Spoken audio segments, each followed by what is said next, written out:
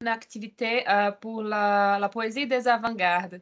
Est-ce que Oui, vous pourrez expliquer ça, comment ça va marcher, s'il vous plaît? oui, oui, mais en fait, il faut revoir le chronogramme parce que nous sommes en retard en fait. Et les buts, je confirme ici la langue de la transcription. Ok, c'est bon.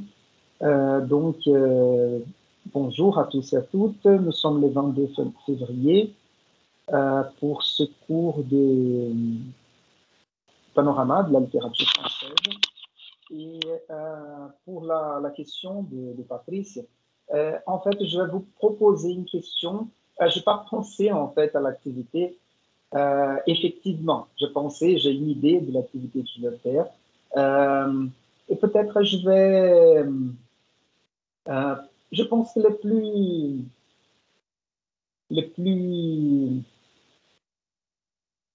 je sais pas, c'est pas légitime là, le mot, mais peut-être le plus correct à faire, c'est de vous donner peut-être un petit poème, un poème court d'un poète de cette époque et peut-être euh, un extrait d'un texte critique sur la poésie, l'avant-garde ou les avant-gardes de cette époque, et vous demander une petite réflexion, mais une réflexion libre, c'est pas comme la dissertation, d'accord?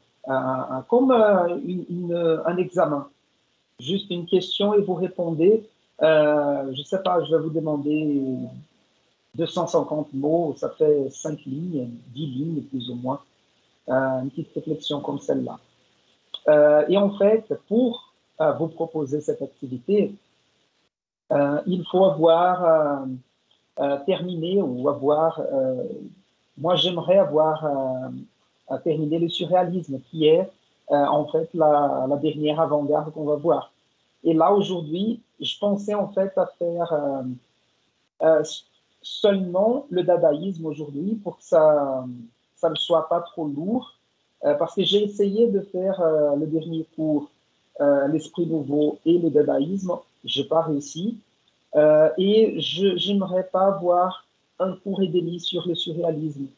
Je pense que le surréalisme est plus, c'est pas plus complexe, mais il y a plus de choses à dire. Et donc, je pense que il vaut bien voir deux cours. Et je pense, pour peut-être euh, corriger ici le chronogramme, de voir la possibilité d'avoir un cours de plus. Je ne sais pas, quelque chose comme ça. Je vais y réfléchir et je vous dis après. En tout cas, aujourd'hui, nous sommes le 22 et nous aurons cours le 24 sur le surréalisme. Donc, ce sera le premier cours sur le surréalisme. Et la semaine prochaine, le 3 mars, je pourrais pas donner de cours parce que je serai chez mes parents et j'aurai pas de possibilité. Donc, je vais remporter les cours de la semaine prochaine à la semaine suivante. D'accord? Donc, je vais corriger le chronogramme ici. Je vais penser à la possibilité d'avoir un cours de plus pour rattraper le chronogramme normal. Ou sinon, c'est possible aussi, je vérifie là le chronogramme. 1, 2, 3. Ouais, je ne vois pas la possibilité de réduire des cours, par exemple, d'existentialisme. J'avais prévu 3 cours. Donc, le plus probable, c'est ça. Je vais vous demander un cours de plus pour terminer le surréalisme. Donc, ce sera, et tout ça, Patrice, pour répondre à ta question. J'ouvre ici le calendrier. Et je profite pour vous demander sur les sujets bibliographie. Ça reste pour les 24 ou ça va changer aussi de date? Non, je peux vous donner jusqu'à la semaine prochaine.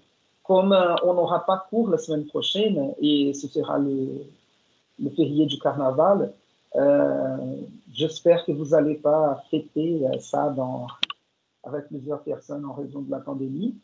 Donc, je peux vous donner le carnaval la semaine prochaine pour penser encore au sujet et à la bibliographie de, de la dissertation. C'est le chat qui est ici à côté, je ne sais pas ce qu'elle cherche. Et donc, je ferai ça cet après-midi, de corriger la date de l'activité. Et une chose que j'ai faite ce matin, j'ai mis encore 2 liens de plateformes de recherche. J'ai vu que ça manquait en fait. Il y a Academia, peut-être vous connaissez cette plateforme en fait, de partage d'articles académiques, n'est-ce pas? Assez souvent, les académiciens, les étudiants en master, doctorat, les professeurs aussi, on fait un profil sur cette plateforme et on partage les articles qu'on fait publier. Et raison pour laquelle, assez souvent, elle est bien alimentée et elle est mise à jour assez souvent en raison de l'intérêt des chercheurs à partager leurs recherches. Et donc, j'ai mis le lien d'Academia. Et aussi, il y a un autre site internet qui s'appelle The Library, que j'aime bien aussi. C'est comme Genesis Library, le web site russe. Et je trouve pas mal de choses sur cette plateforme aussi. Donc, je fais la mise à jour donc, de cette plateforme dans l'activité du sujet de la bibliographie. Et voilà, donc je vous donne probablement jusqu'au jeudi de la semaine prochaine, le 3. Parce que comme ça, je peux corriger, vous envoyer les commentaires le 4, vendredi de la semaine prochaine. Et pour l'activité, donc Patrice l'a demandé, pour l'activité des avant-gardes, on va d'abord terminer le surréalisme et je vous propose l'activité. D'accord? Probablement, ce sera quelque chose comme les langages poétiques ou l'esthétique du choc, l'idée de la destruction et la reconstruction, ou les procédures littéraires de composition poétique. Des choses comme ça. Je vais penser à une question et je l'affiche après. D'accord? Et puis, je vous donne quand même, je ne sais pas, 1 ou 2 semaines pour la faire. Peut-être,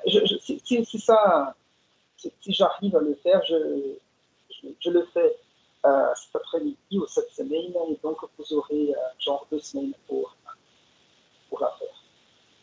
D'accord?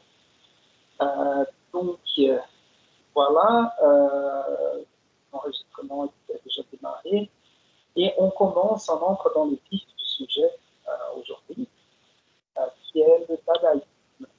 Je ne sais pas si vous avez regardé les vidéos que j'ai partagées pour la semaine dernière. C'était une série de 5, si je ne me trompe pas, 5 petites vidéos, pas si petites, les deux ou les 3 premières, peu importe, avaient une durée de 13-15 minutes. Et puis, il y avait un documentaire sur comment ça s'appelle, Tristan Tzara. Et il y avait aussi 1 ou 2 interviews avec le poète, des interviews très intéressantes, parce que ce sont, moi je dirais, une conférence presque, ou un cours. C'est pas un cours, c'est une interview, mais comme le contenu est tellement intéressant, important, éclaircissant, esclarecedor, que, à mon avis, ça vaut la peine de l'écouter. En plus, c'est pas toujours qu'on a l'occasion de voir un artiste comme ça parler.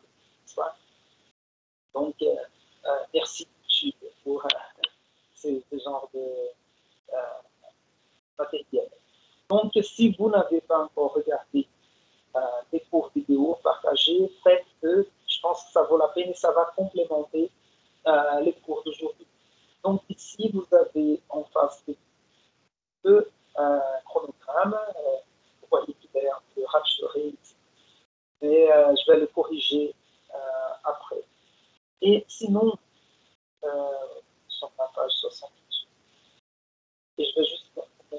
là, c'est le livre que j'utilise comme manuel d'histoire de la littérature française des 20e et 21e siècle. Ce livre de Denis Lacouré. Et à la page 60, nous avons ici Prof, la révolte. Oui. je m'excuse, mais l'audio, c'est pas bon du tout. Ah, C'est d'accord. difficile à vous comprendre. Ah, je suis désolé. Donc, je vais faire pareil. Je vais me reconnecter. D'accord? Juste le portable. Je vais garder la caméra là.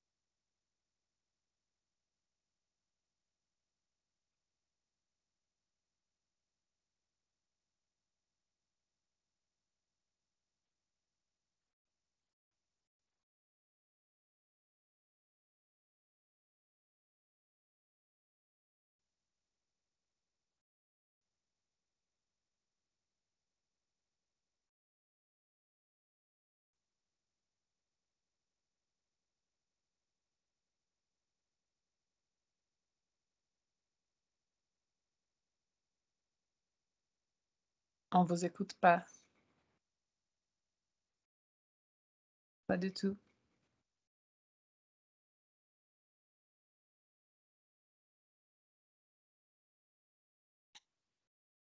Bonjour. Oui. Ah? Maintenant, oui. Ça va. Ah, d'accord. Et ça va bien pour toi, Patrice? Oui, avant de vous dire que c'était pas bon, l'audio, j'avais demandé à Rodrigo, il n'écoutait pas bien aussi. C'est à cause de cela que j'ai... Pardon? Maintenant, ça marche bien. Ouais, maintenant, ça d'accord. marche bien. Maintenant, ça marche bien. Ok, très bien, merci. Pour Laura, ça marchait déjà bien, mais donc là, ça va mieux pour tout le monde. Donc, vous avez ici l'affichage de ce. Je vais laisser le chat ici à côté. Voilà. Donc, je recule ici les pages. Je vous ai indiqué la lecture des premières pages de ce chapitre sur les avant-gardes et le surréalisme. C'est drôle ici, le titre, n'est-ce pas, les avant-gardes et le surréalisme, comme si le surréalisme n'était pas un avant-garde.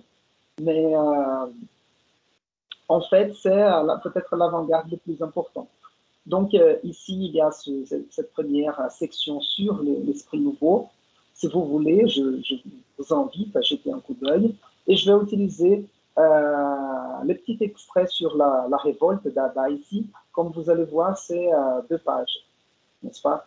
Juste pour introduire la discussion sur ce courant.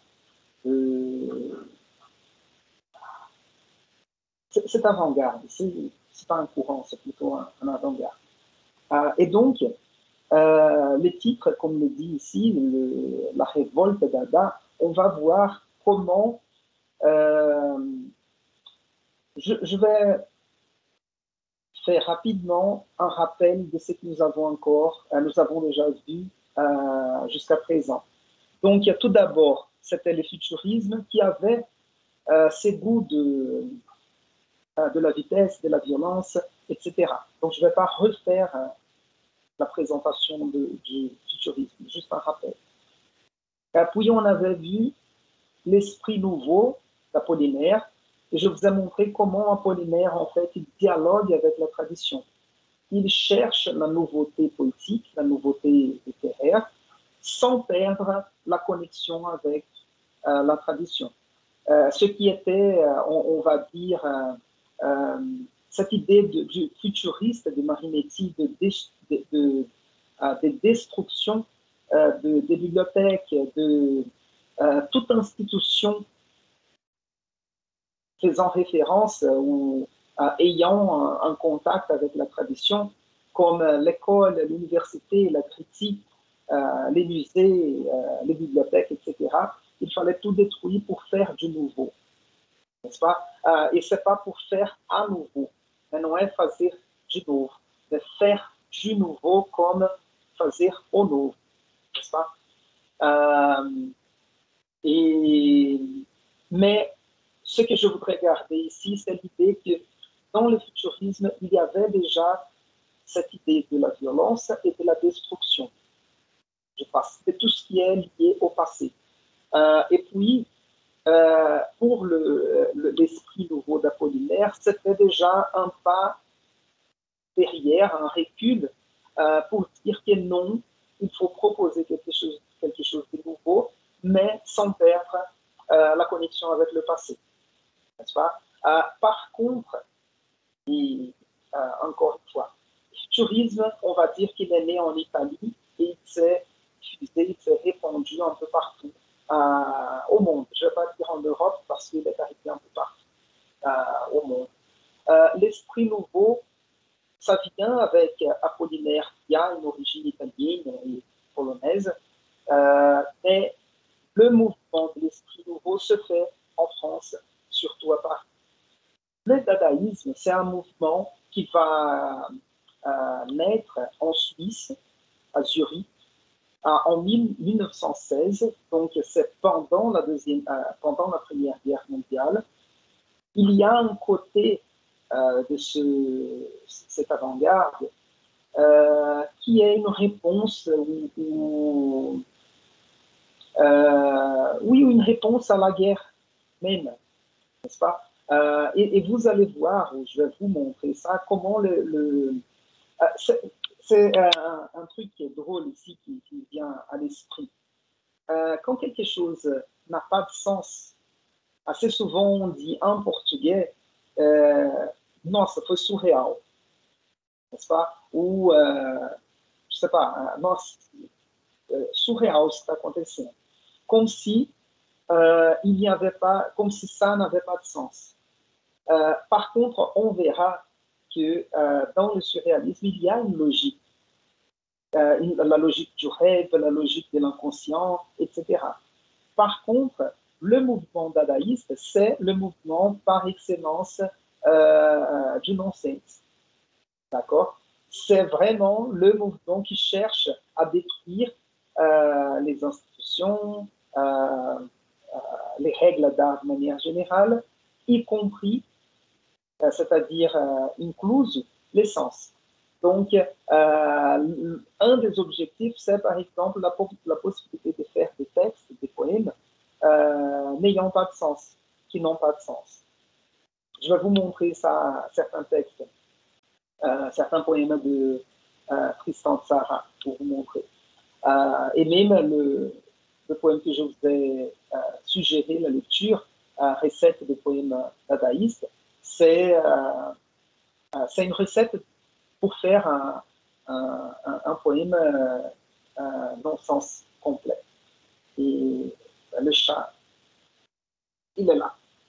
Celle-ci, c'est Élise. Je crois que je vous ai montré Joby, mais il dort. Il dort comme un bébé. Et, voilà. Donc, c'est drôle, cette anecdote que je vous racontais. C'est drôle, assez souvent on fait référence au surréalisme comme ne faisant pas ou n'ayant pas de sens, mais en fait, c'est le dadaïsme qui va chercher à détruire l'essence des textes. Et en plus, voilà, donc le dadaïsme comme une réponse à la guerre.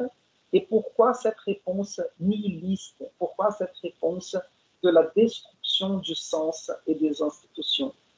Parce que là, en 1916 et puis 1918, l'année de la fin de la Première Guerre, ils se sont rendus compte que, on va dire, les forces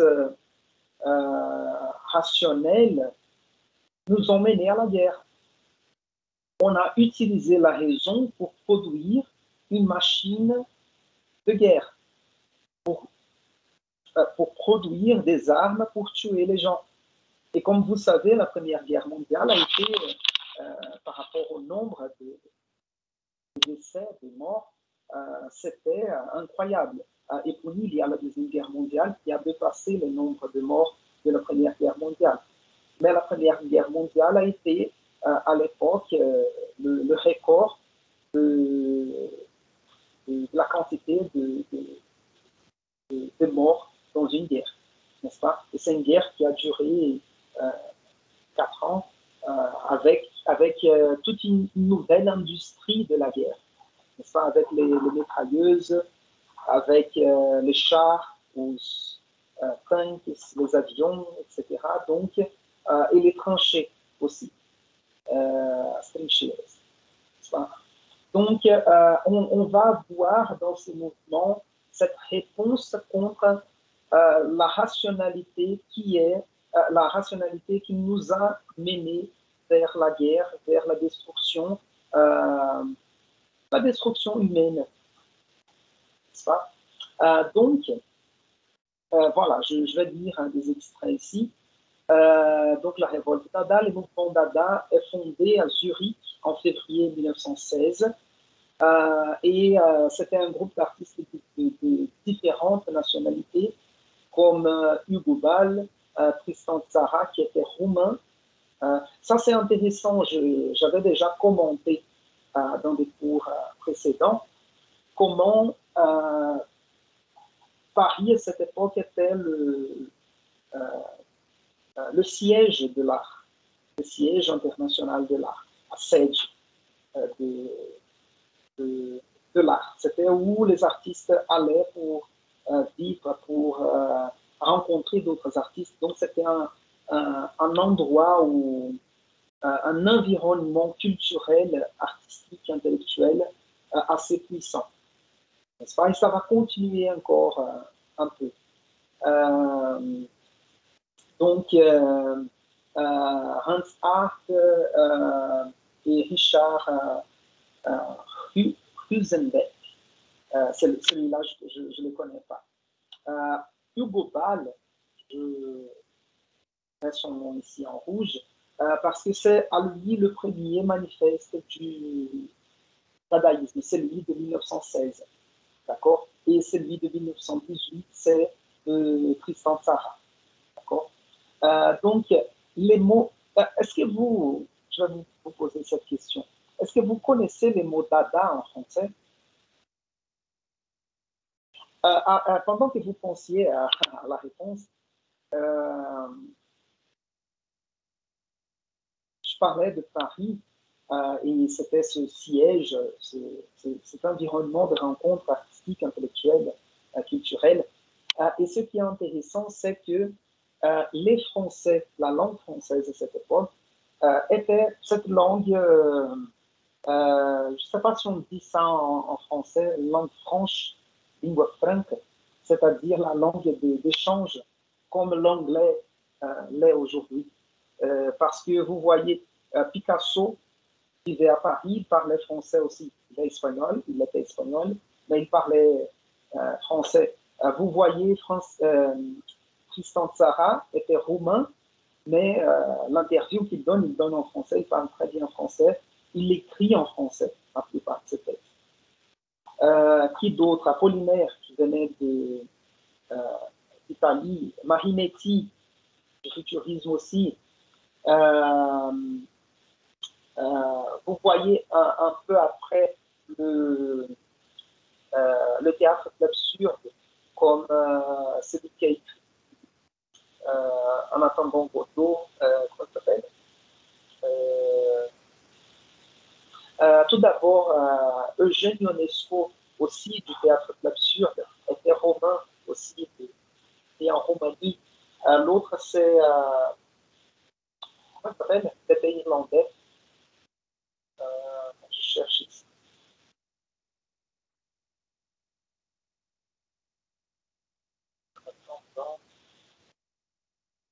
Godot. Je ne sais pas pourquoi j'ai perdu son nom. Samuel Beckett. En fait, on dit Beckett en français, Samuel Beckett. Il était irlandais de naissance. Voyons.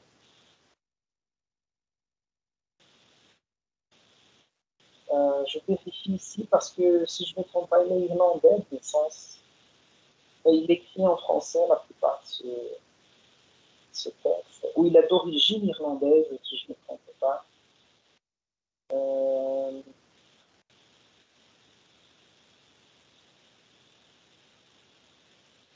Je vérifie ici. Ça...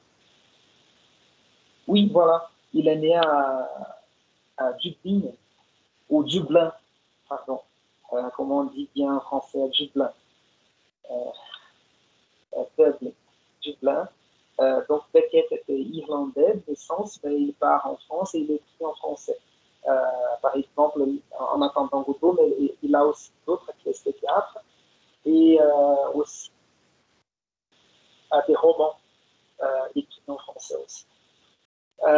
Donc, oui, je voudrais poser la question si vous connaissez les mots Dada. Je ne sais pas si vous connaissez le livre, c'est la méthode d'apprentissage de français, Tout va bien. C'était une série de livres, Tout va bien, 1, 2, 3. Il y avait des temps intermédiaires et avancés. Et dans le livre, le premier, il y a une leçon dans laquelle on fait un jeu, ce genre de jeux sur une place où c'est comme on fait à la télé. On appelle quelqu'un et la personne vient sur la scène répondre à des questions.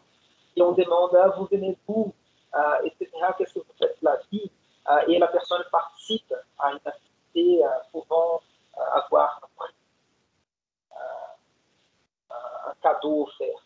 Et dans une leçon de ce type, tout va bien, à un moment donné, on appelle une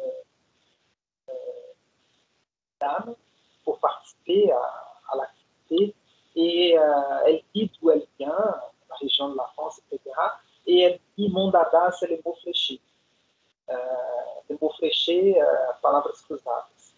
Et donc elle dit mon dada, c'est les mots fléchés. Donc vous connaissez les mots dada ou pas?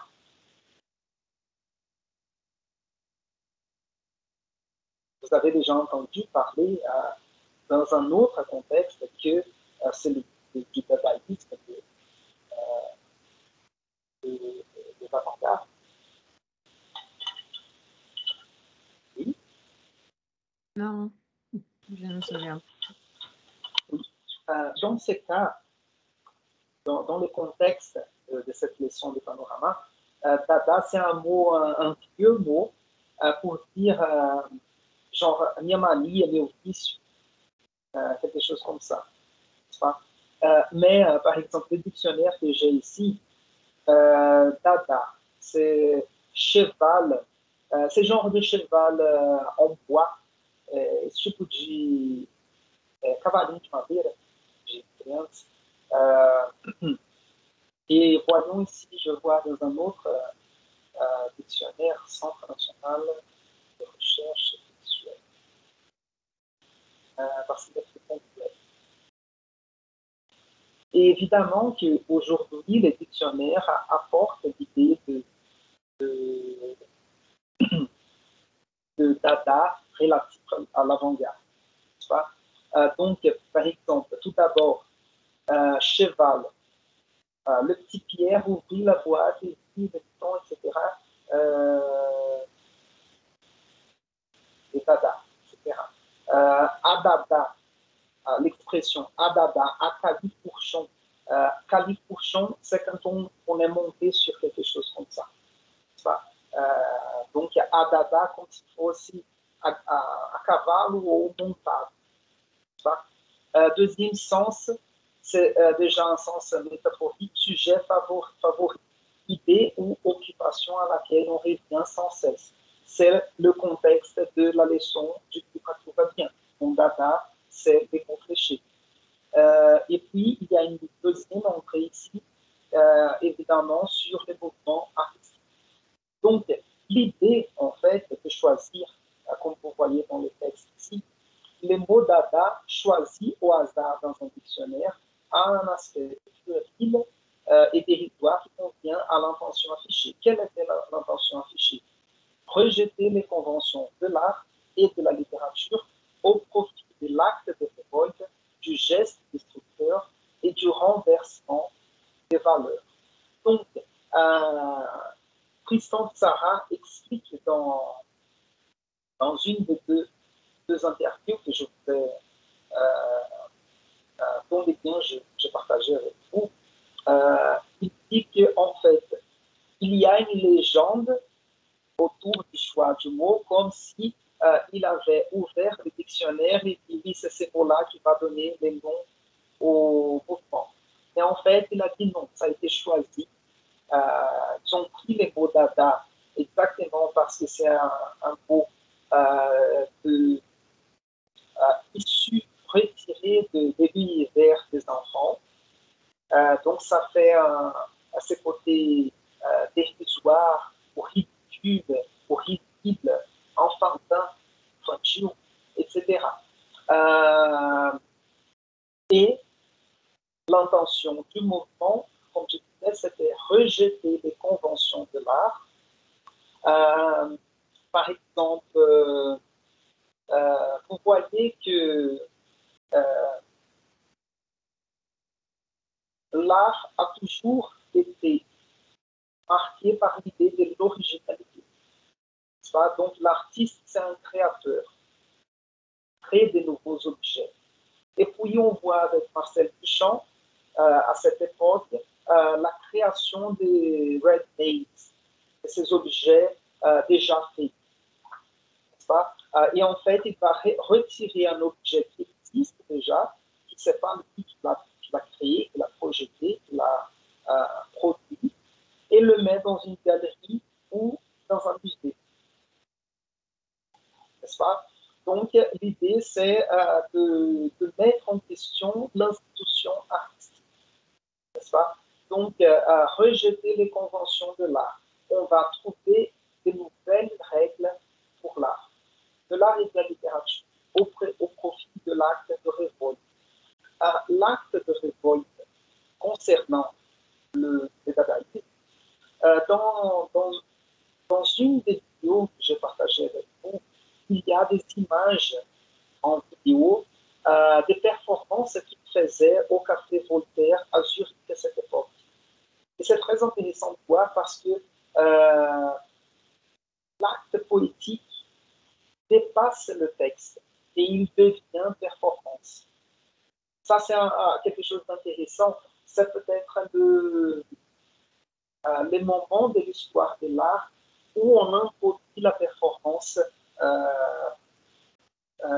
Je ne sais pas si ça commence l'utilisation de la performance à cette époque ou si elle prend un espace plus grand. D'accord? À performance artistique. N'est-ce pas? Donc, il y a cette mise en scène des poèmes avec des jeux de voix, composition vocale avec plusieurs personnes. Quelque chose qu'on fait aujourd'hui assez souvent avec Arnaldo Antunes, par exemple, qui d'autres. À Belo Horizonte, il y a un poète qui fait assez souvent ce genre de performance, c'est Ricardo Aleixo. C'est un poète contemporain de la littérature brésilienne contemporaine assez important. Renato Negrão aussi, de Belo Horizonte. Qui d'autre? Je le dis assez souvent, mais je pense que vous avez toute cette référence. Cordel do Fogo Cantado, qui est un groupe de Recife, si je ne me trompe pas.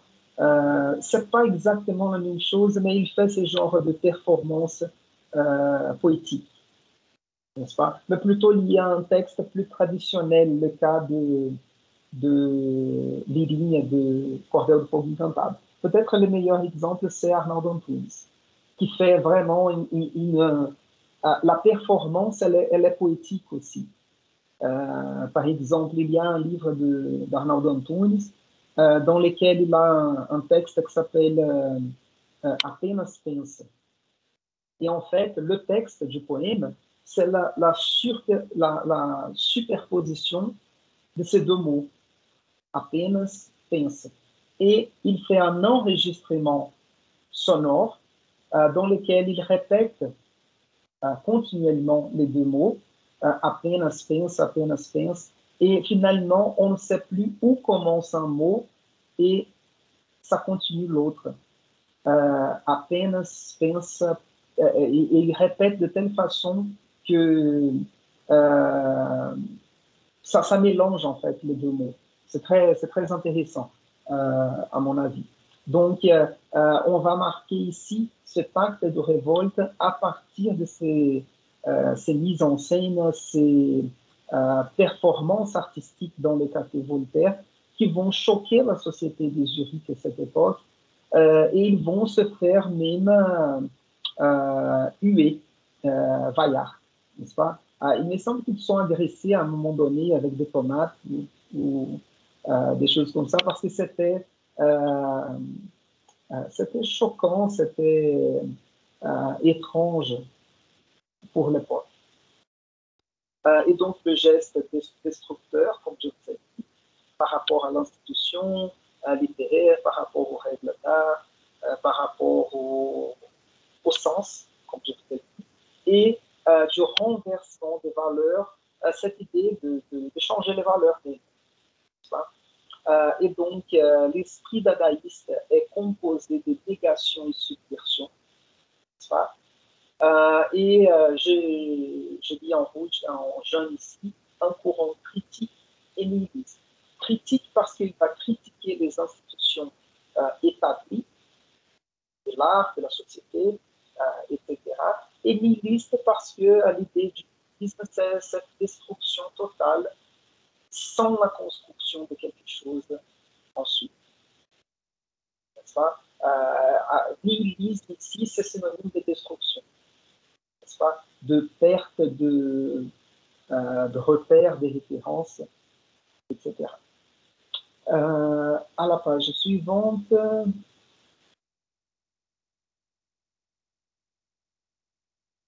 Ici, c'est important. La première phrase ici.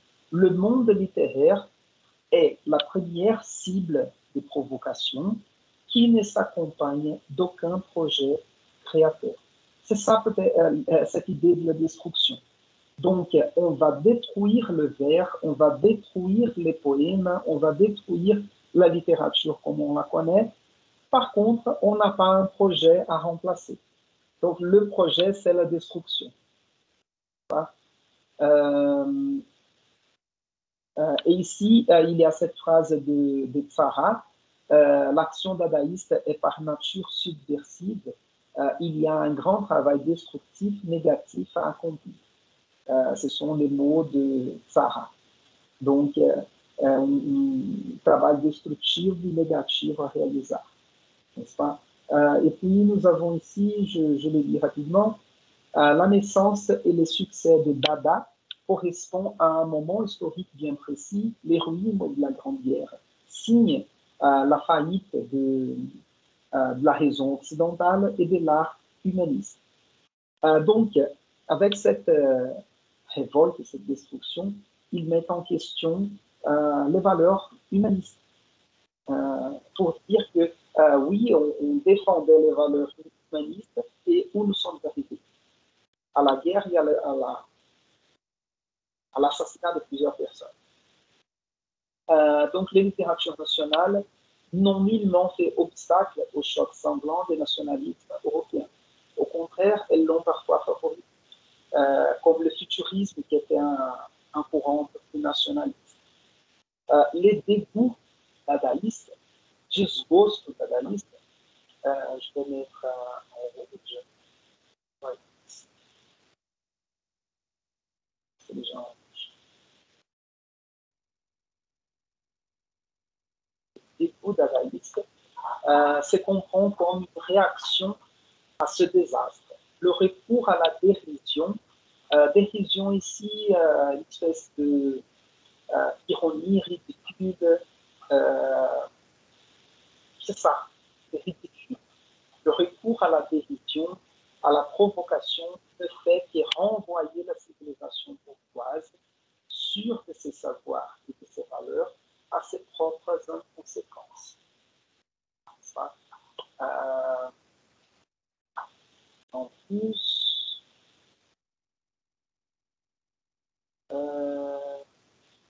voilà. Il y a ce texte-là publié par Massy en 1919 au Figaro, ce journal français, qui s'appelle le manifeste du Parti de l'intelligence. En fait, c'était un manifeste, comme je parlais du manifeste, j'ai déjà parlé du manifeste ici avec vous. C'est un manifeste réactionnaire, on va dire. C'est un manifeste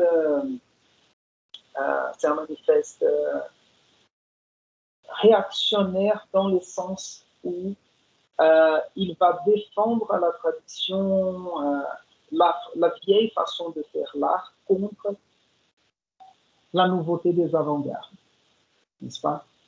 Et donc, il dira ici, l'idée de la littérature est donc pour le mouvement Dada l'objet d'une remise en question radicale qui dépasse la sphère esthétique pour prendre un sens moral et politique.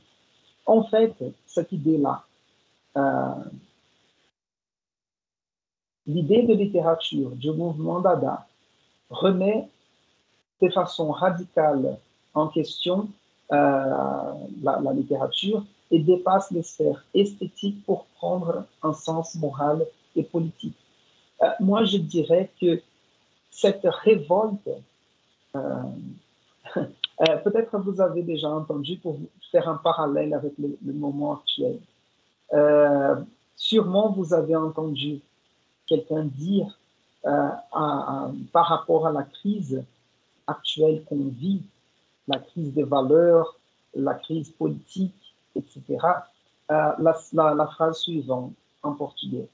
A crise é também estética. Peut-être que vous avez déjà entendu cette phrase. A crise é também estética. Et à chaque fois qu'on utilise cette phrase, c'est pour critiquer l'esthétique bolsonariste, pour le dire comme ça. Cette semaine, il a rendu visite à Poutine, le président russe. Peut-être vous avez vu sur la presse, on avait une remarque sur ses chaussures, parce qu'il était habillé en costume et il portait des bottes militaires ou quelque chose comme ça. Donc, vous voyez, ça va pas très bien, le costume, cravate, terno gravata, avec une botte un peu militaire, terno com botte militaire. Peut-être en 2020, au début de 2020, vous vous souvenez de la vidéo du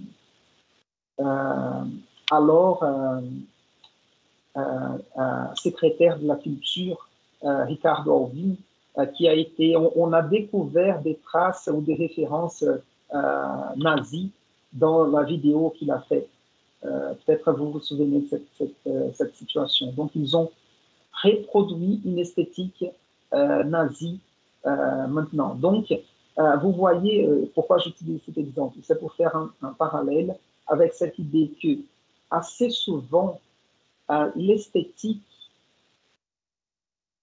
tout ce qui est esthétique, ça fait un rapport dans l'univers de l'art, ça fait un rapport avec la forme artistique et pas au contenu. Donc, assez souvent, quand on parle de l'esthétique d'un mouvement, on va parler de la forme artistique de ce mouvement ou d'un artiste, etc. Et aussi une autre référence au mot esthétique, c'est-à-dire à notre appréhension, à notre perception qui vient à partir des sens. La vision, l'odorat, le palais, l'audition et le toucher. N'est-ce pas? Et la question, quand on parle de l'art et de l'esthétique, comme ça, c'est comme si l'esthétique, c'est la face externe du mouvement. Et de l'esthétique, de cette question formelle, assez souvent, on est capable d'appréhender un message, une valeur ou quelque chose du côté politique, moral, ou tout simplement du contenu, ou du contenu. D'accord? C'est-à-dire que, comme la phrase est dit ici, l'objet d'une remise en question radicale qui dépasse la sphère esthétique pour prendre un sens moral et politique. Assez souvent, toute transformation esthétique, en fait, vise une transformation politique, morale, éthique, etc. D'accord? J'ose le dire que les côtés esthétiques représentent ou donnent forme à un changement qu'on veut ou qu'on cherche au sens politique et moral. D'accord? Et aussi, voyons une autre chose. Et aussi, assez souvent, l'esthétique représente ou reflète les valeurs politiques, morales, etc. Par exemple,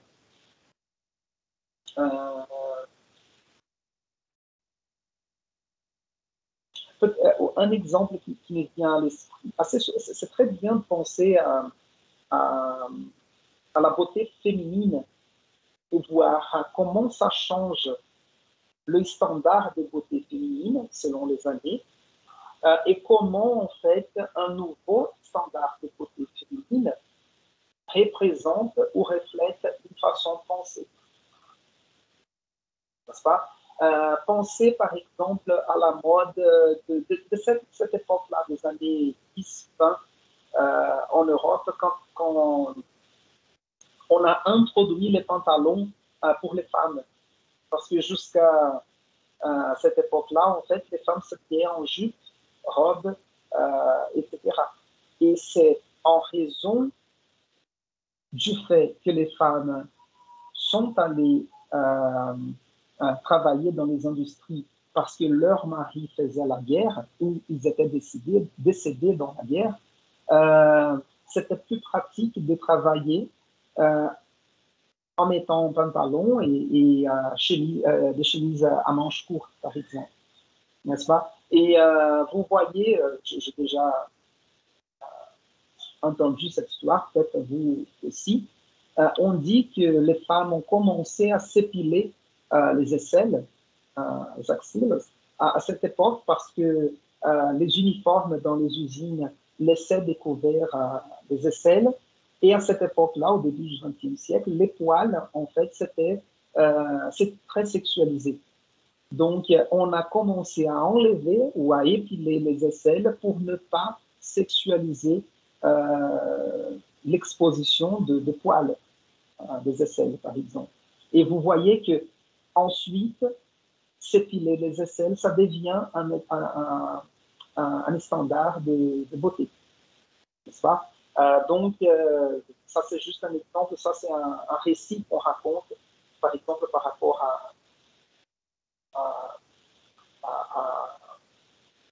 on va dire, à l'exigence de l'épilation féminine, n'est-ce pas? Donc, juste pour vous montrer le rapport entre esthétique et politique ou esthétique et morale. Voyons.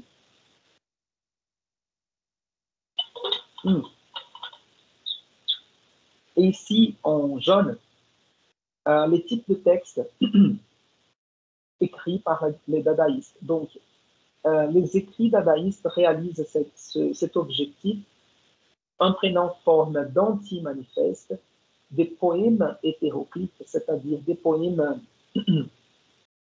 pas très traditionnels, des poèmes différents, des poèmes bizarres, on va dire, et des pamphlets injurieux, panfletos injuriosos, au mépris de tout art littéraire. Il s'agit de nier toute possibilité de talent individuel et d'œuvres durables. Ça, c'est quelque chose d'intéressant. Il s'agit donc de nier toute possibilité de talent individuel, c'est-à-dire que l'art, à cette époque, ou dans certains mouvements artistiques comme le dadaïsme et le surréalisme, comme on verra à partir de jeudi, cesse d'être une production individuelle pour devenir une production collective. On verra avec les poètes surréalistes l'utilisation des jeux ou de certaines activités en groupe. C'était comme un atelier d'écriture, une officine de escrita qu'on faisait ensemble à plusieurs personnes. Et donc, les résultats des textes, c'est collectif, parce qu'on les fait de manière collective, n'est-ce pas? Donc, l'art cesse d'être une possibilité de talent individuel, et on verra que les techniques de production de textes, d'écriture, vont nous permettre à tous et à toutes de devenir aussi des écrivains. Donc, on n'a pas besoin d'avoir les dons d'être un écrivain pour devenir un écrivain. Peut-être vous connaissez la poète anglaise d'origine indienne, Rupi Kaur. Elle a un livre célèbre ici au Brésil qui s'appelle, si je ne me trompe pas, Maneiras Diferentes de Utilizar a Boca, ou quelque chose comme ça. Et elle est une poète féministe, en quelque mesure, etc. Et au début de la pandémie, elle a fait des lives sur Instagram de ce genre d'atelier d'écriture. Donc, elle fixait un rendez-vous, un tel jour, à une telle heure, et elle proposait dans la live des activités de production de textes qu'elle utilise pour son travail comme poète, pour que les gens le fassent aussi. Ma copine, par exemple, a participé d'un ou deux de ces ateliers. Elle a écrit quelques textes aussi. Et Rupi Kaur a même invité les gens à lui envoyer les textes pour qu'elle les diffuse sur son réseau social. Et il me semble qu'elle a fait aussi des lives avec des gens qui avaient participé. Donc, c'était des gens qui n'étaient pas forcément poètes, mais qui avaient écrit un texte autre jeito de utilizar a boca. Merci, Marcos. C'est un très beau livre, je vous recommande. Et c'est ça, en fait. Donc, elle a invité des gens à participer, à lire leurs textes sur Instagram. Voilà. 2 secondes, je vais ouvrir la porte au cheval.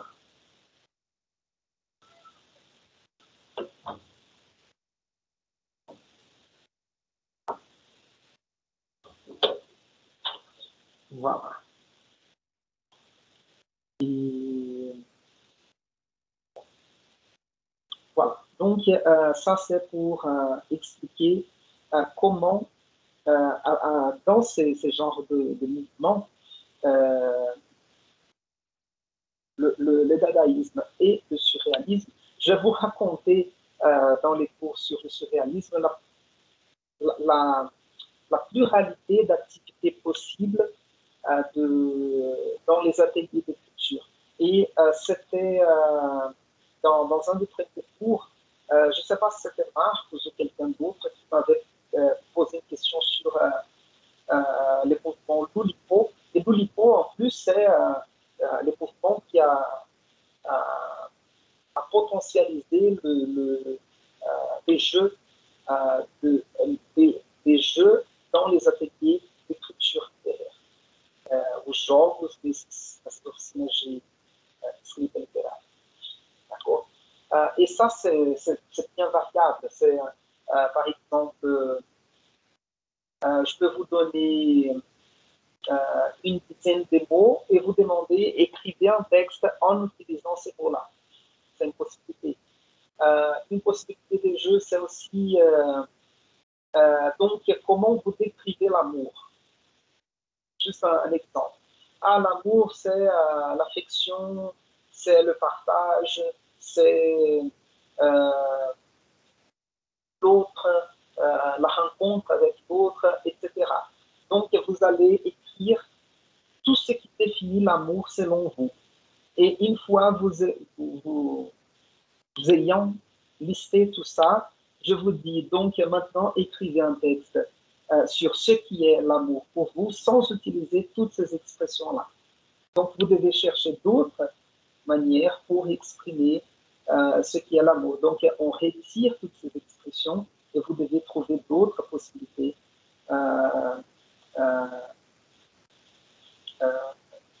pour décrire l'amour. C'est juste pour vous donner, pour ne pas laisser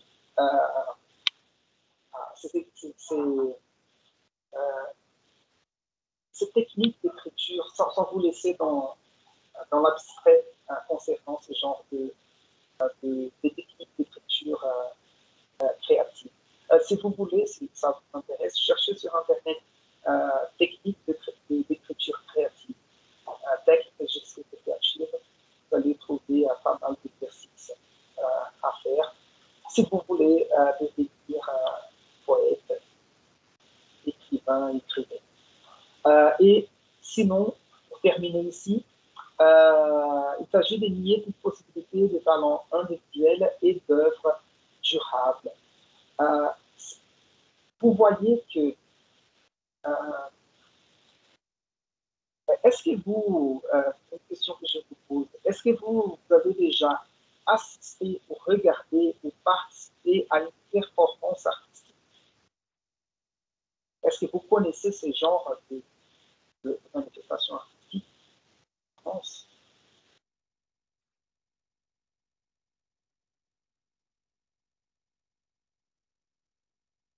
Oui ou non?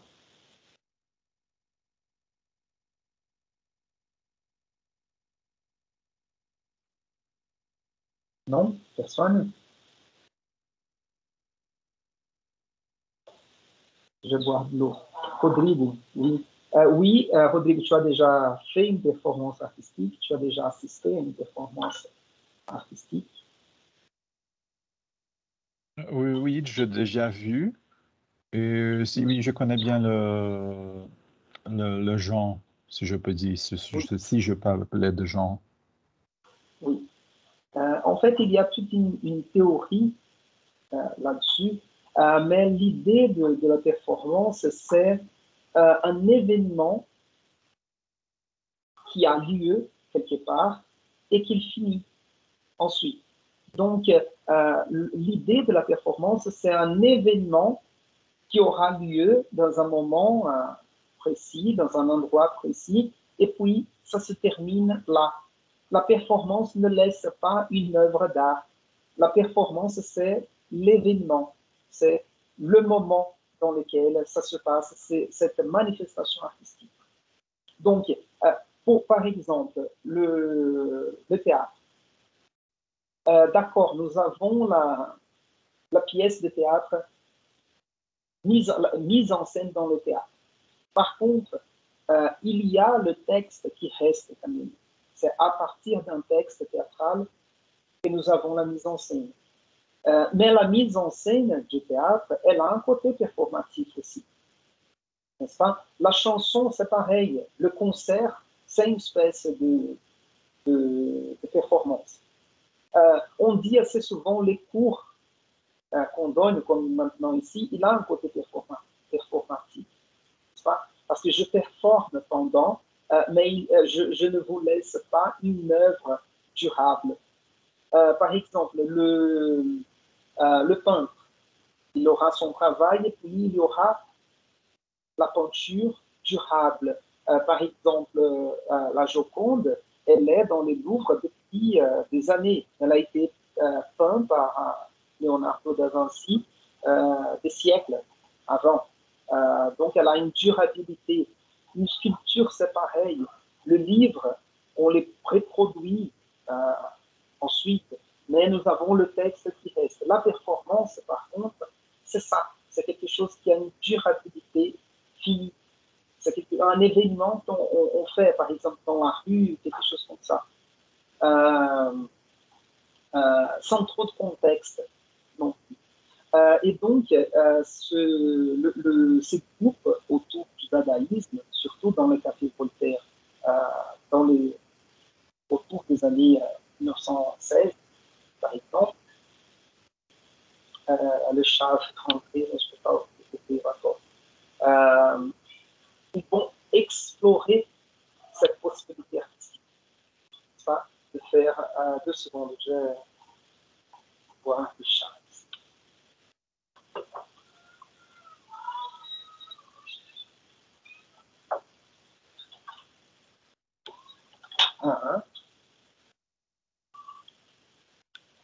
J'imagine que vous l'écoutez. Donc voilà. Et ça, c'est intéressant parce que ça va mettre en question, comme je disais tout à l'heure, les valeurs ou l'institution artistique. N'est-ce pas? Parce que, vous savez, je parle de livre de Walter Benjamin, le penseur, le philosophe allemand, et il a ce texte, l'œuvre d'art dans l'époque de sa reproductibilité technique. A obra de arte na época de sua reprodutibilidade técnica. Il fait, par exemple, référence à ce genre d'œuvres comme la Joconde, à Mona Lisa, qui est une œuvre unique. Elle n'est pas reproductible. Par contre, la littérature est reproductible, le cinéma aussi, la photographie en quelque mesure. Vous voyez que les photographes aujourd'hui, pour vendre leurs photographies et garder un côté un peu spécial pour ceux qui veulent la voir, ils vont reproduire par exemple 5. Ils auront une très belle photo, Sébastien Salgado par exemple. Donc il va limiter à 5 reproductions d'une certaine photographie. Et les gens qui l'auront pourront le dire, oui, j'ai une des 5 reproductions existantes. C'est une tentative de reproduire cette idée de l'œuvre unique et durable en même temps. Et là, c'est un moment dans lequel on met en question justement certains aspects de l'œuvre d'art, comme celui de l'aura, comme le dit Walter Benjamin, a aura da obra. En fait, selon Walter Benjamin, quand on commence à reproduire l'œuvre d'art, la tendance, c'est de détruire l'aura de l'œuvre d'art. N'est-ce pas? Comme, par exemple, vous voyez ce fétiche que nous avons à voir la Joconde dans le Louvre, au point où maintenant il y a une salle du musée uniquement pour la Joconde. Et on fait la queue pour voir les tableaux, un tableau qui n'est pas très grand. Je ne sais pas si la Joconde arrive à voir 1 mètre carré ou même pas. Je pense que c'est même pas, n'est-ce pas? Donc c'est ça, pour cette idée de la négation du talent individuel et de l'œuvre durable. Donc je termine ici la discussion à partir du texte de d'Élise Labouré. Et donc ici en face de vous, vous avez, c'est une reproduction, c'est pas la meilleure que j'ai. Et celui-là, c'est le premier, on va dire, le premier manifeste Dada, comme vous avez ici.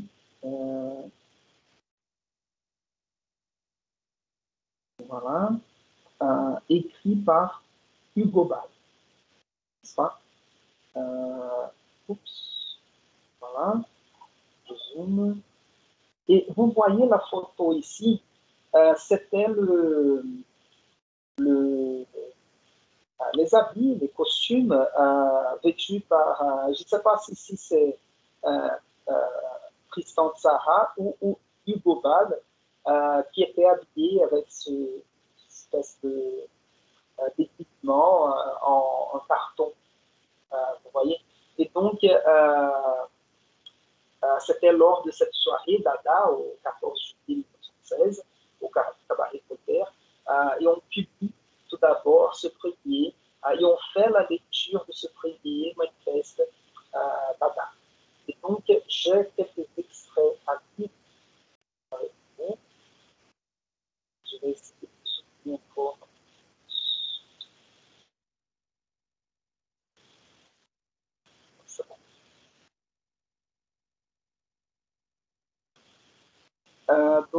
Voilà, Dada, son origine dans les dictionnaires, c'est effectivement simple. En français, cela signifie cheval de bois. C'est un mot international, seulement un mot. Et ça, cette idée de c'est seulement un mot, et en plus, l'idée c'est de, comment on dit ça, de retirer l'essence du mot. Sarah le dit dans une des interviews que j'ai partagées, cette idée d'utiliser un mot en oubliant son sens, esquecendo ou deixando de lado o sentido da palavra. Et donc, quand il dit Dada, c'est pour dire des sons, Dada. Et en plus, il le dit dans l'interview. C'est intéressant parce que Dada, c'est un des premiers mots ou un des premiers sons que les enfants prononcent ou répètent. Donc, c'est très enfantin. Et donc, l'idée, c'est de séparer les signifiants de son sens et garder les signifiants et oublier le sens. Esquecer o sentido e guardar o significante. Voilà ici. J'ai dit des vers dont l'intention n'est pas moins que cela, se passer du langage. Se passer du langage, c'est le verbe se passer de, c'est éviter ou oublier ou laisser de côté les langages. Ça ne pas respecter les langages.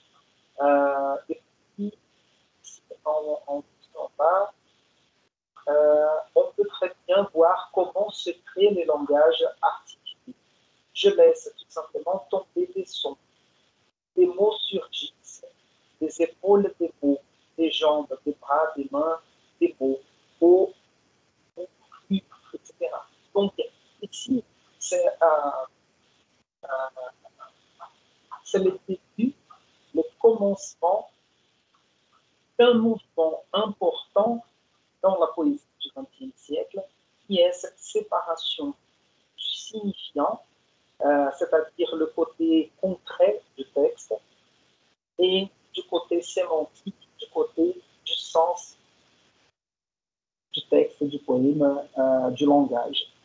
C'est pas raison pour laquelle, mais c'est le début de ces expériences poétiques qui vont mettre en avant, qui vont mettre en premier plan le côté concret du langage, le côté matériel du langage, le côté signifiant du langage, o lado significante da linguagem. D'accord? Et quelque chose qui va devenir très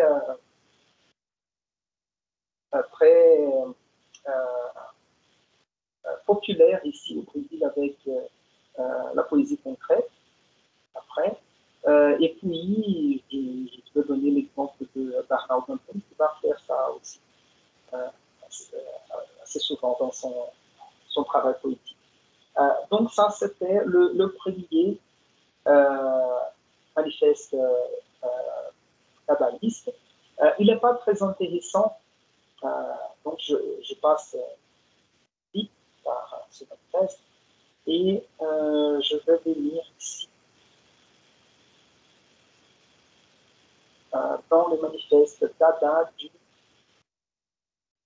1917. celui-là, il est déjà écrit par Tristan Tzara.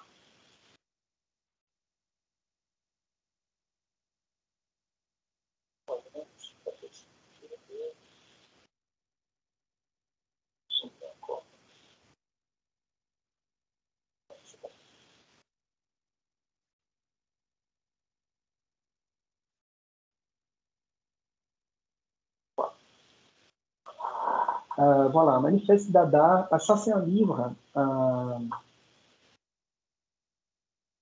je vais vous montrer la couverture. Voilà, c'est Tristan Tzara, 7 manifestes Dada et l'impistérie.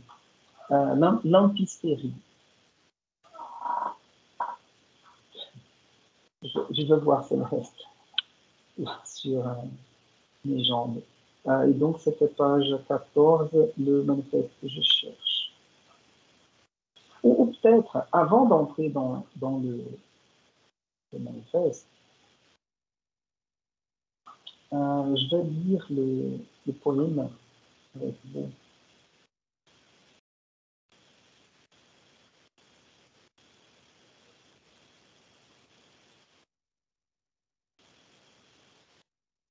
Il est là quelque part. Voilà.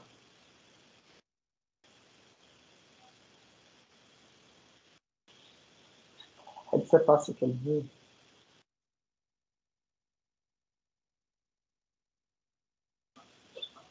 Oui. Je suis désolé. Non, c'est bon. Oui, c'est bon. Donc, avant d'entrer dans le manifeste Dada,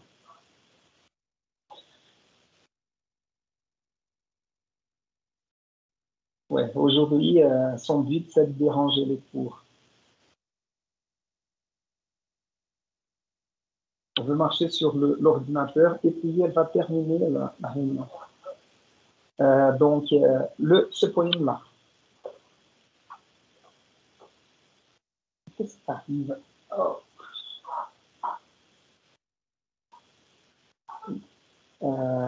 Voilà, pour faire un poème dadaïste. Je zoome, c'est bon. Voilà, ça c'est un poème de Tristan Tzara. Prenez un journal, prenez des ciseaux, choisissez dans ce journal un article ayant la longueur que vous comptez donner à votre poème, découpez l'article. Découpez ensuite avec soin chacun des mots qui forment cet article et mettez-les dans un sac. Agitez doucement. Et on passe à la page suivante. Sortez ensuite chaque coupure l'une après l'autre.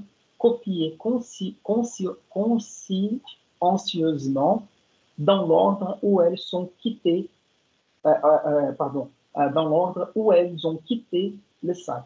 Le poème vous ressemblera. Et vous voilà un écrivain infiniment original et d'une sensibilité charmante encore qu'incomprise et du vulgaire. Donc, vous voyez l'ironie du poème. C'est un poème assez simple, en prose, presque en prose, écrit presque en prose. Et vous voyez. Donc, ici, la première partie, elle est facile, c'est vraiment la mécanique du poème. Prenez l'article, découpez les mots, mettez dans un sac, agitez doucement et retirez les mots.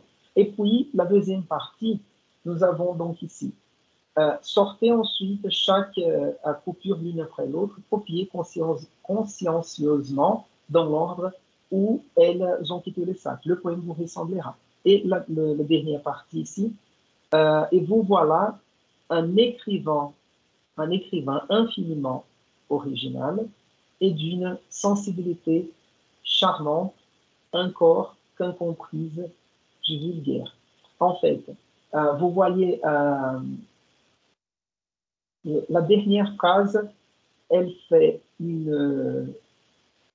ironise en fait l'institution artistique et littéraire Vous voyez cette idée ici, un écrivain infiniment d'une sensibilité charmante.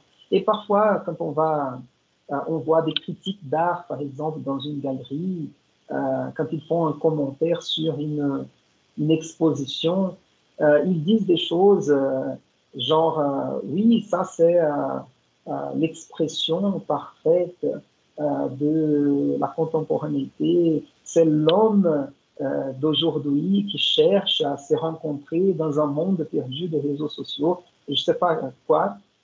Et on regarde les œuvres et on ne voit rien de ce qui est dit, n'est-ce pas? Et assez souvent, quand on voit un débat de critiques artistiques, ils vivent dans leur bulle, dans leur monde, et c'est très difficile à comprendre.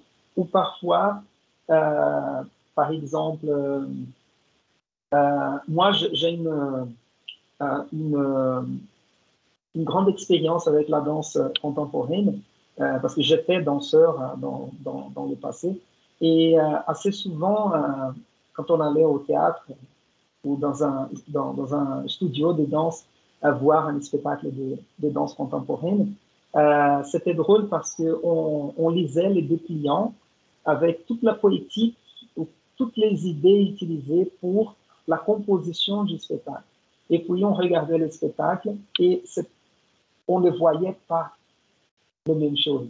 Donc il y avait un écart, une distance entre les discours qui étaient les dépliants ou pamphlets, ou les pamphlets d'ouvrage, et la performance des danses sur la scène. Parfois, il n'y avait pas de connexion claire entre les choses. Donc ici, c'est qu'on voit dans le texte, c'est une façon de ridiculiser la production poétique même, n'est-ce pas? Et parfois, on essaye de comprendre un poème et chercher un sens et voir la logique du poème. Et parfois, le poème n'a aucune logique, aucun sens. C'est plutôt une réunion sonore de mots, une rencontre insolite de mots, c'est tout, n'est-ce pas? Et puis, on voit les critiques littéraires, les critiques artistiques, essayer de faire un discours logique organisé à partir des œuvres. Et là, nous avons un artiste qui se moque de cette démarche, de cette attitude de la critique, n'est-ce pas? Donc, vous voyez que pour être un écrivain infiniment original, vous n'avez pas besoin d'inspiration, des dons artistiques, des dédications, rien de ça. Vous avez besoin tout simplement de découper un article de journal, retirer les mots dans un tirage au sort, et c'est tout. Et d'une sensibilité charmante. Vous voyez, il n'y a pas besoin de sensibilité. Et en plus, si les gens ne comprennent pas, c'est parce que vous êtes un artiste génial et c'est le public qui n'est pas encore capable de comprendre l'art que vous produisez. Et en fait, c'est ça l'ironie qu'ils font, ou que Tristan Tzara fait dans ce texte. Et donc, vous voyez ici un exemple. Lorsque les chiens traversent l'air dans un diamant comme les idées et l'appendice de la méninge montrent l'heure du réveil, programme les titres et de moi. Et puis ensuite, je vais lire encore 2 lignes ici. Pris, ils sont hier, convenant, ensuite tableau. Apprécier le rêve époque des yeux, pompeusement curiosité l'évangile genre l'obscurci. Groupe l'apothéose, imaginer, dit-il, fatalité, pouvoir des couleurs. Païa simple, ahuri, la réalité en enchantement. Spectateurs, tous à effort, de là, ce n'est plus 10 à 12. Je ne vais pas tout lire, donc vous voyez, je vous invite, c'est à la page 45 du livre. Le livre, il est disponible dans le document PDF. Donc, je vous invite à lire tranquillement chez vous et vérifier si vous êtes capable de reconnaître ou attribuer un sens à ce texte. Moi, vous savez, ce genre de peinture abstraite, parfois on voit les gouttes de la peinture sur la toile ou le geste de l'artiste. Et comme ce n'est pas figuratif, donc on se tient à la matérialité de l'acte de peindre, n'est-ce pas? A gente se atém à materialidade do ato de pintar. Donc, on va parler du geste de l'artiste. On va parler si le geste est agressif, délicat, parce qu'il n'y a pas de forme représentative là. Et dans ce genre de texte, c'est plus ou moins pareil. Ce que nous avons à dire, c'est peut-être la technique utilisée, n'est-ce pas? Et une autre chose, c'est si cette rencontre des mots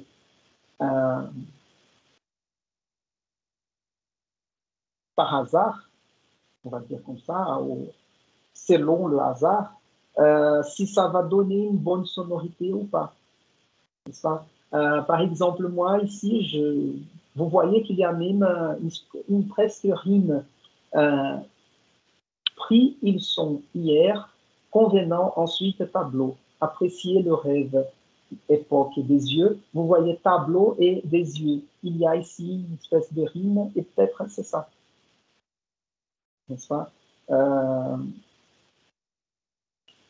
Et je me demande si ça est trop différent d'une chanson comme celle qui répète exhaustivement Barbra Streisand. Parce que je pense qu'il n'y a pas de mots et c'est tout, n'est-ce pas? C'est juste la sonorité. Il me semble que cette chanson, par exemple, il ne raconte pas l'histoire de Barbra Streisand. Donc, c'est ça. Et je reviens donc, ce chant est impossible aujourd'hui. Je vais revenir au manifeste Dada de 1918, écrit par Tristan Tzara. Avant d'entrer dans le texte ici, je vais vous montrer, voilà, ce facsimilé de la publication du manifeste. Donc, vous voyez, je crois que ce texte il est disponible aussi dans les fichiers du cours. Je zoome pour vous montrer. Donc, Dada 3, c'était la revue organisée par les dadaïstes. Vous avez ici directeur Tristan Tzara. Donc, nous avons des dessins, quelques indications ici, les prix en francs, etc. Et la page suivante, le manifeste Dada tel comme il a été publié en 1918. Et vous allez voir qu'il fait plusieurs pages, n'est-ce pas? Il va terminer ici. Et vous voyez que c'était, je sais pas, une mise en page un peu différente. Aussi, dans ce genre de revues littéraires et artistiques, on mélangeait aussi les poèmes avec les peintures. C'est assez intéressant. Ici, par exemple, nous avons un poème de Pierre Reverdy, qui est un poète dont je vais parler encore. D'accord? Vous voyez ici le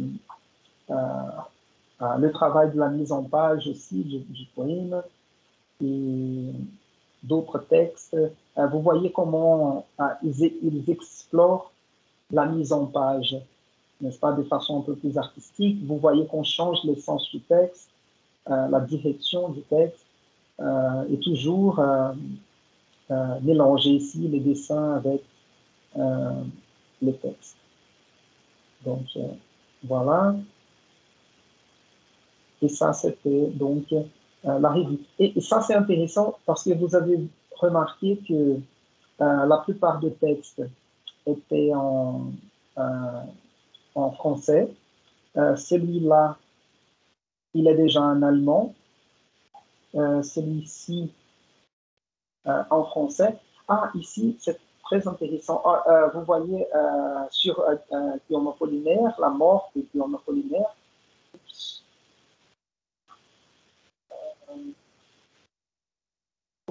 Je perds ici. Voilà.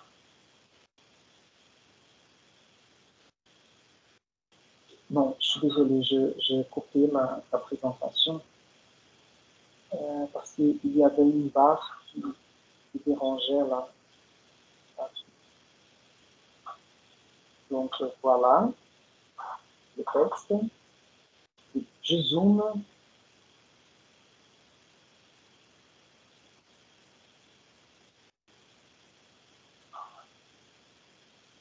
Je suis désolé.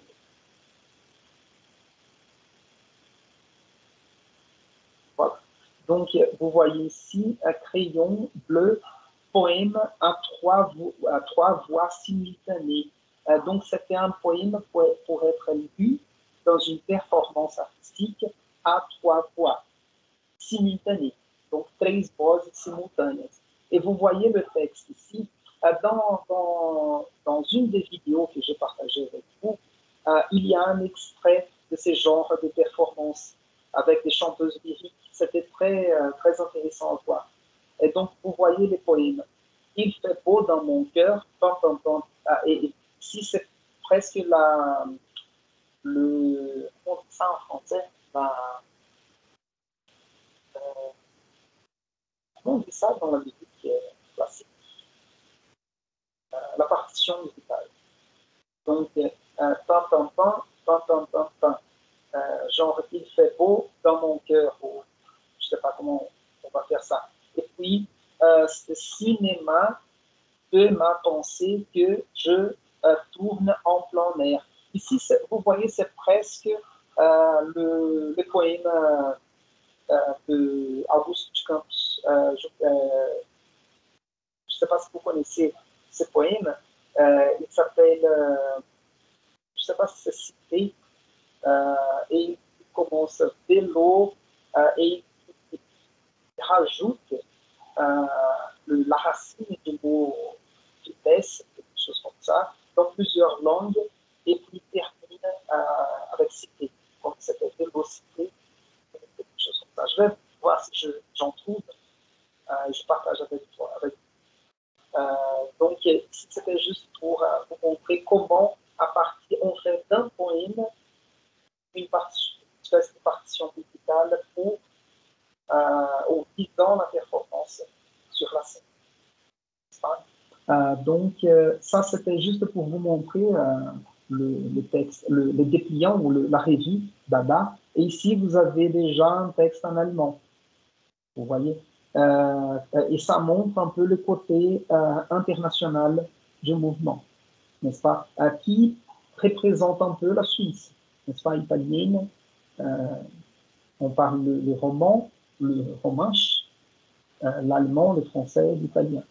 Donc voilà le dépliant et les premières pages du manifeste Dada. Et je passe à cette édition-là parce que c'est plus facile à lire.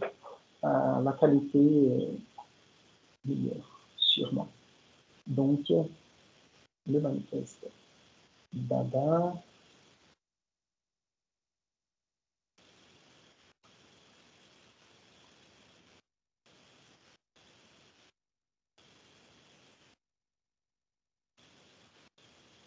Non. C'est bon. Voilà.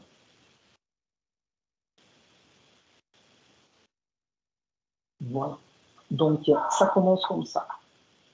Pour lancer un manifeste, il faut vouloir. ABC. Foudroyer contre 1, 2, 3, c'est-à-dire, il faut vouloir. ABC, c'est-à-dire, pour lancer, ici c'est presque comment faire un manifeste, n'est-ce pas? Pour lancer un manifeste, il faut vouloir. une idée A, une idée B, une idée C. Foudroyer ou attaquer contre 1, 2, 3. Donc avoir les cibles à attaquer.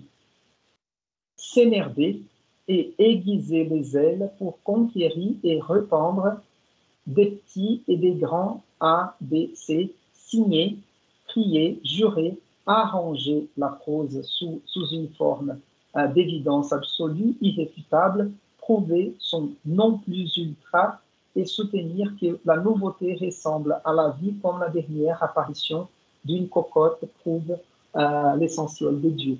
Donc, vous voyez ici, c'est un manifeste, mais c'est un manifeste moqueur, n'est-ce pas? Ça, c'est intéressant à voir parce que c'est une espèce d'anti-manifeste, n'est-ce pas?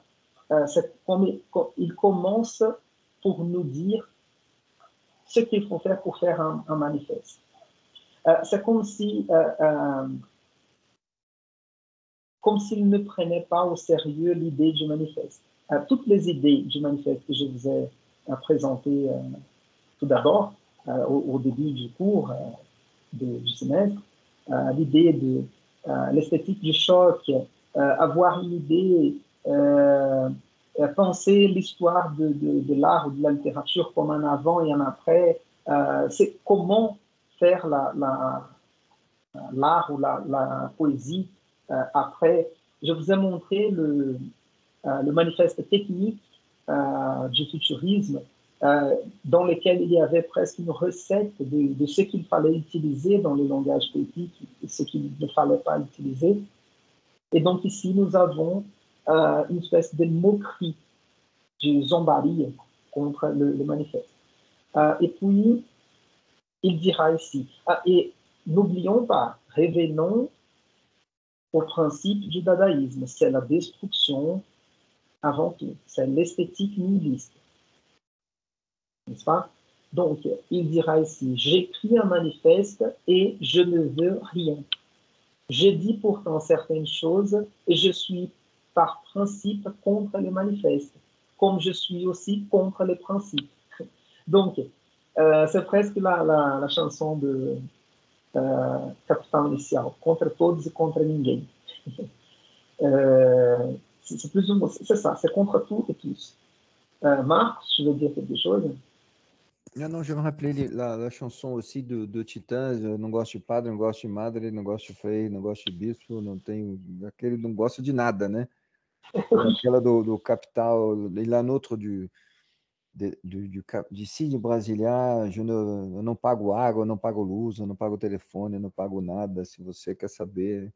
Ça, c'est un mouvement qui a laissé beaucoup d'influence pour toute la vie, hein, n'est-ce pas? Oui, c'est intéressant. Je vais essayer de ne pas perdre le fil là, mais Jim Orupré, je ne l'aime pas.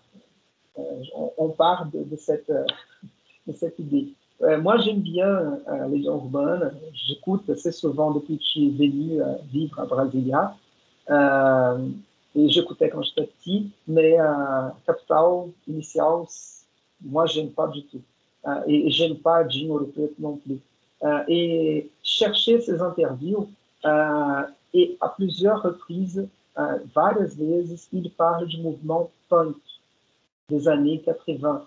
Et comme, je ne sais pas si vous savez, il me semble que Jim Orupré, son père était diplomate, donc il est parti en Angleterre, donc il a vécu un peu l'atmosphère punk des années 70, 80 à Londres. Donc il a pris des références genre Sex Pistols, etc.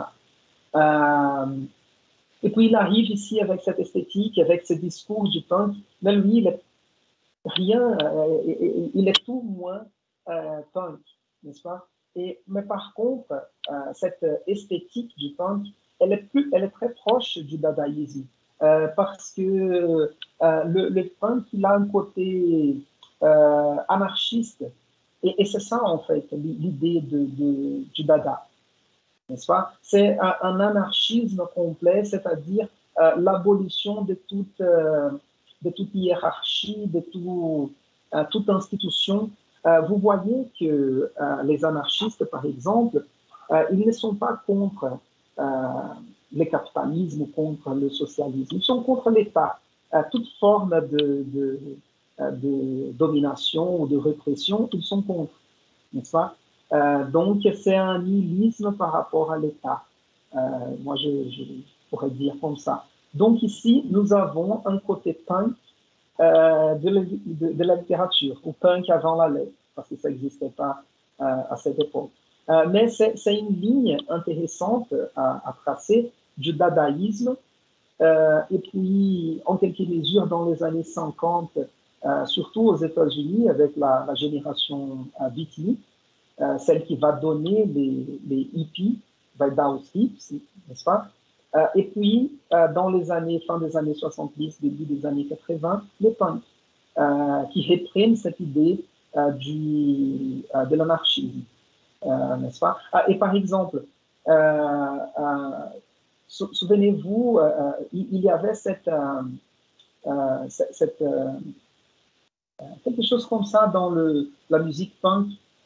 Donc, prenez un instrument que vous ne jouez pas, ou dont vous ne jouez pas, n'est-ce pas?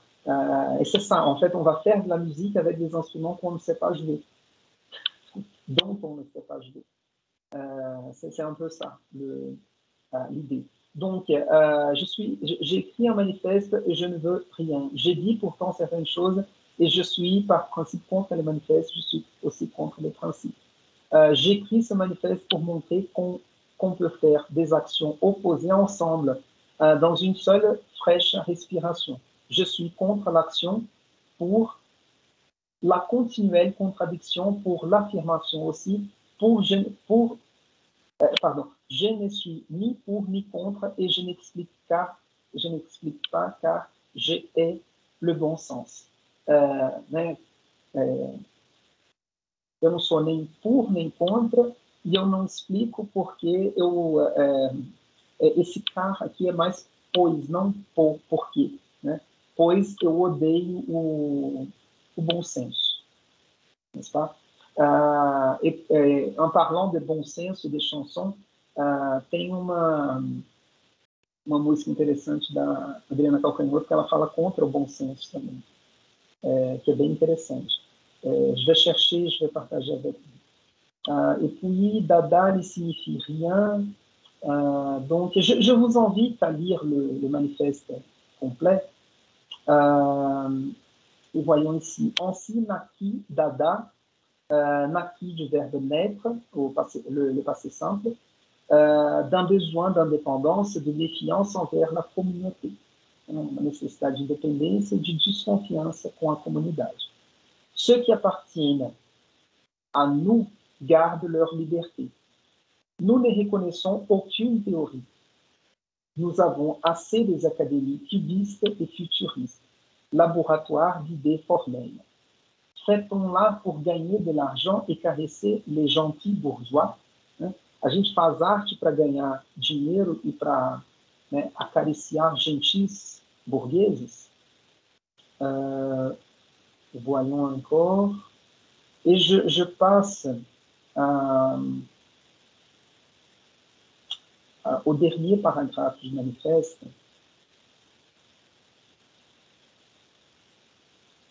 Non, ici c'est très beau, mais vous voyez comment il garde aussi le langage violent, agressif.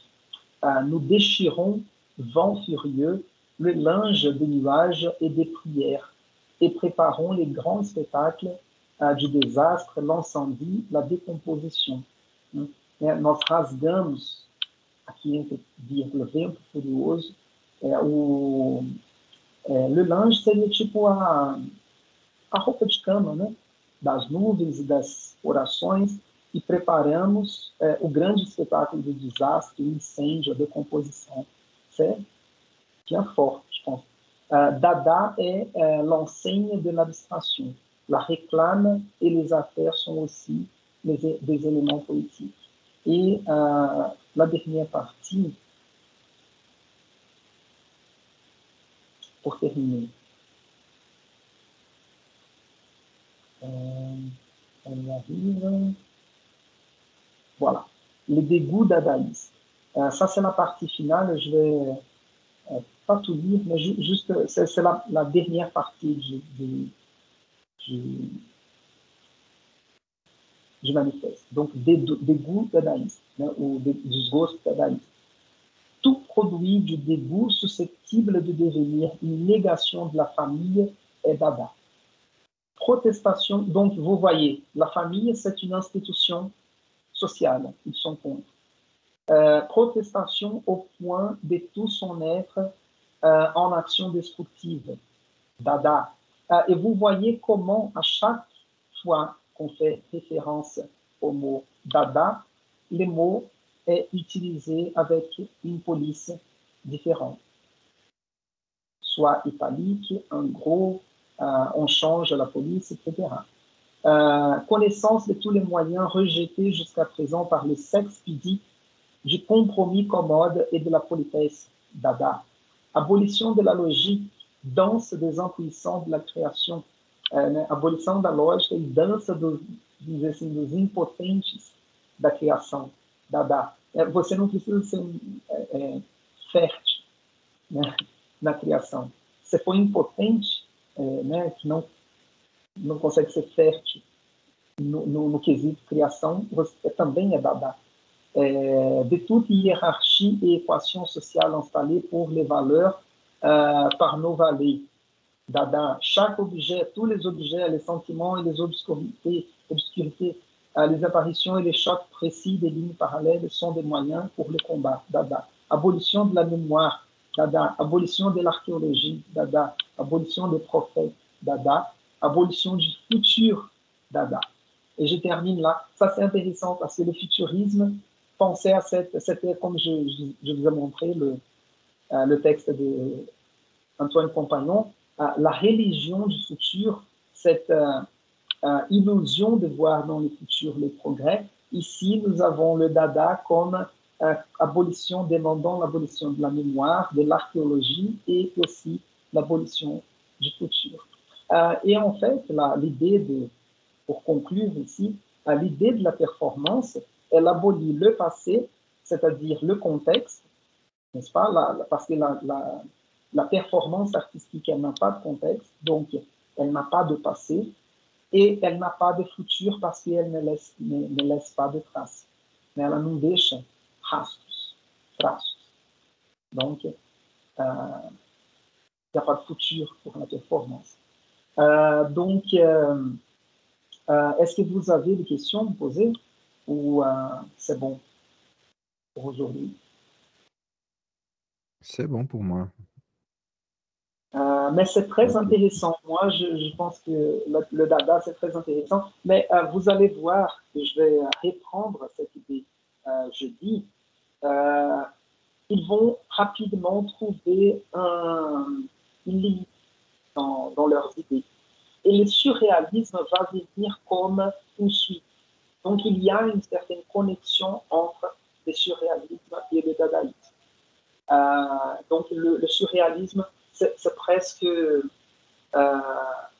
dadaïsme ou o surrealisme é o dadaísmo que deu certo. Vamos dizer assim, que teve obra. D'accord? Donc, c'est ça. Je vous remercie de l'attention. Je vous invite encore à regarder les vidéos, partager et lire les textes que je suggérais aussi. Et je vais essayer de faire une sélection de poèmes de Pierre Reverdy, un poète qui est dans cette transition du dadaïsme au surréalisme, parce que c'est un poète dans lequel on est capable de voir des influences du dadaïsme, mais en même temps, il avance dans l'histoire de la poésie. D'accord?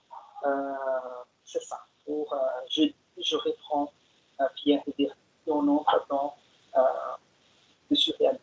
Ce courant peut-être le plus célèbre au niveau de l'art de la littérature du XXe siècle. D'accord? Donc, merci à tous et à toutes et à jeudi pour le cours sur le surréalisme. Au revoir. Au revoir.